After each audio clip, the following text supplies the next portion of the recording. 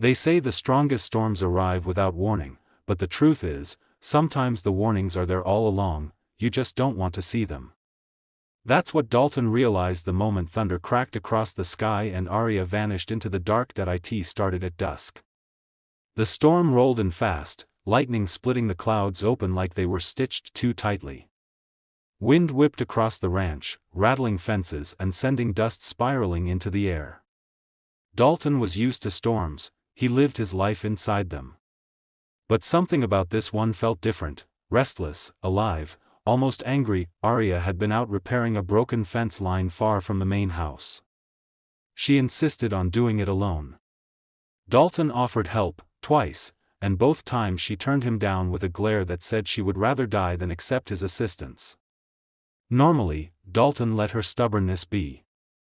But the storm changed everything. When the sky burst open, he ran for the barn, expecting to find her already inside. But she wasn't there. The tools were untouched. The hay she had been stacking was still scattered across the ground.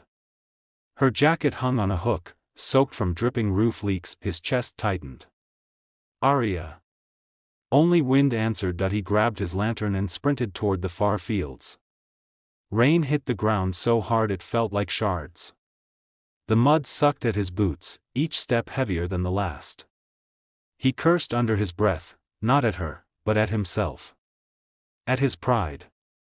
At the way he let things go. 2FAR. By the time he found the broken fence, the storm was howling like a wounded animal.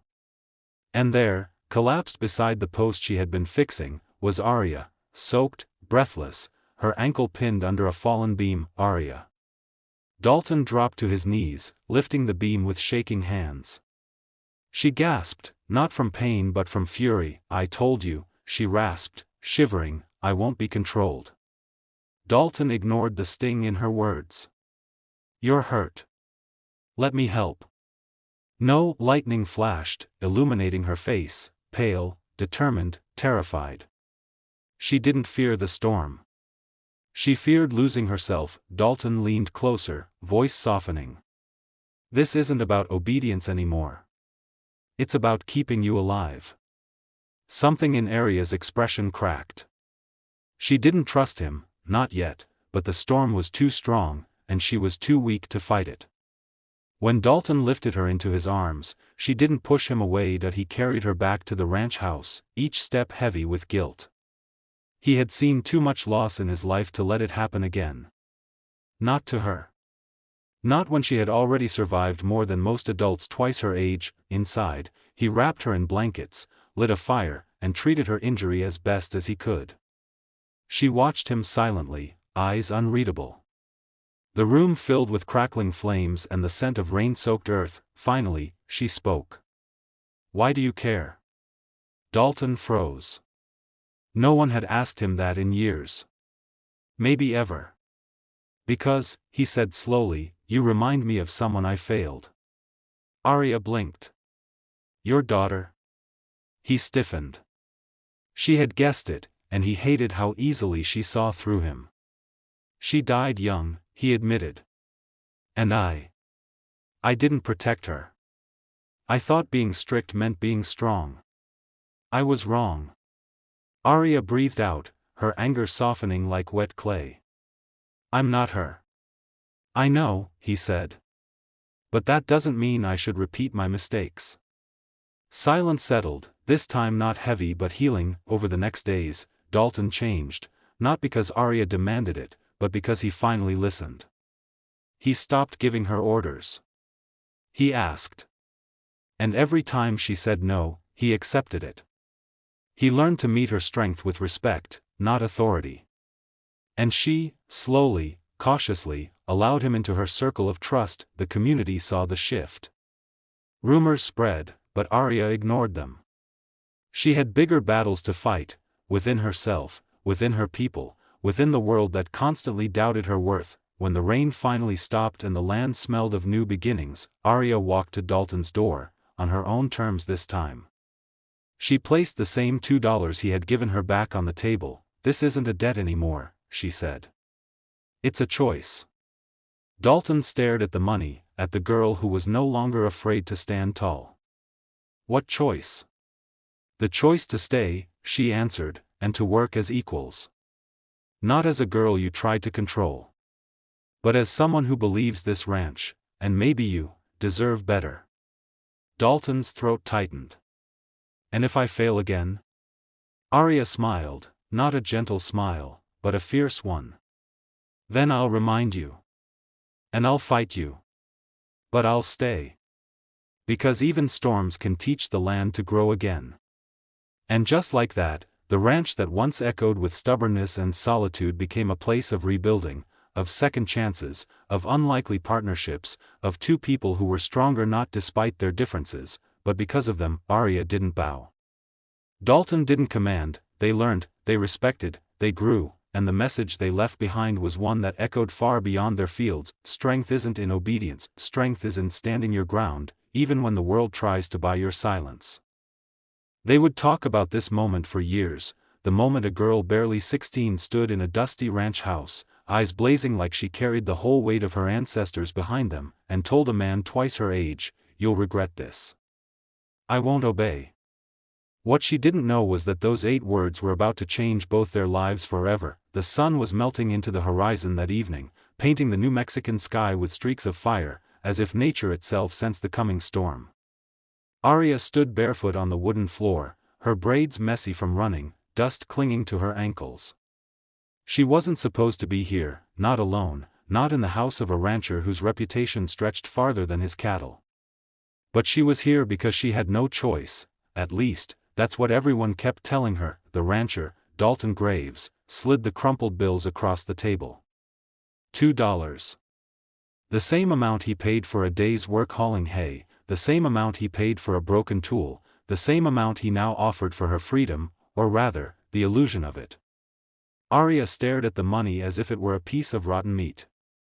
She knew exactly what it symbolized: power, ownership, control. And she knew her community, pushed into survival for generations, had been cornered into letting him hire her because the drought had stolen their crops and left them with empty hands and hungry children. Dalton leaned back, boots scraping the floor, his hat covering half his shadowed eyes. $2, he repeated. You'll stay, you'll work, and your tribe will have enough to buy food for the week. That's the deal. Arya felt her heartbeat thudding, loud and furious. The room smelled of leather and dust and something colder, something that whispered she didn't belong here. I said no, she repeated, softer but sharper, as if she were carving her refusal into the air. I won't belong to you. Dalton's jaw tightened. He wasn't used to defiance, especially not from a girl who came from a community most outsiders dismissed. But Arya wasn't just anyone. She was her mother's daughter, the mother who taught her to gather roots under moonlight, the mother who once lifted her chin and told her, "You come from people who do not bow." Still, fear slithered in her stomach. Dalton crossed his arms. Your people agreed. My people are starving, Arya replied. That doesn't make this right. For a moment, Dalton didn't answer. His gaze drifted past her, out the window where fields stretched endlessly, where every blade of grass seemed to bow to the wind. Then he said, without emotion, "Work until the next rainfall, and the debt is paid." Arya stiffened. The rain hadn't touched their land in months. It could be weeks. It could be years. She swallowed the anger burning her throat. You're treating me like one of your cows. Cows listen, he said. You don't. Arya didn't flinch. I won't obey you. You will regret this. Dalton lifted his brows, almost amused, but something flickered in his gaze. Curiosity, maybe. We'll see. But the moment he turned away, her defiance cracked into worry. She knew enough about men like him, hard, weathered by loss and loneliness, believing that everything could be solved with money or work or silence. She knew he wasn't cruel, not exactly, but he was cold. And cold men could be dangerous. That night, as she swept the barn, her first forced task, Arya whispered stories under her breath, the same ones her grandmother told her. Stories of ancestors who refused to bend to storms, who carved paths where none existed, who kept their spirits alive even when the earth failed them. She spoke them not out of hope, but out of survival. She needed strength, and stories were the only thing she had left. Dalton watched from the shadows, arms crossed, confusion settling on his face. He had hired dozens of workers before, grown men, strong hands, beaten wills. But never a girl who stared him down like she could shatter his ribs with a single word. He didn't want to care, and yet something in him tightened each time she defiantly lifted her head. She reminded him of someone. Someone he had lost, but he refused to think about that. Days passed. Arya worked from sunrise to the dead of night, hauling water, fixing fences, feeding animals, tending the land. But every task she did with a stubborn fire. She didn't break. She didn't bow. And every time Dalton tried to give an order, she found a way to do the work without letting it erase her dignity. The community whispered about her bravery. The workers on neighboring ranches spoke her name as if it carried thunder. And little by little, Dalton began seeing what everyone else already knew. Arya wasn't there because she was weak. She was there because she was strong enough to fight. One night, as a storm finally began whispering at the horizon, Dalton found Arya standing in the fields, staring at the sky as if she were calling the rain herself. "You know," he said quietly, "most people would have given up by now." Arya didn't turn. "I'm not most people." Dalton swallowed. "No. You're not." And for the first time, he wondered if the girl he tried to control was the one person who might end up changing everything, including him.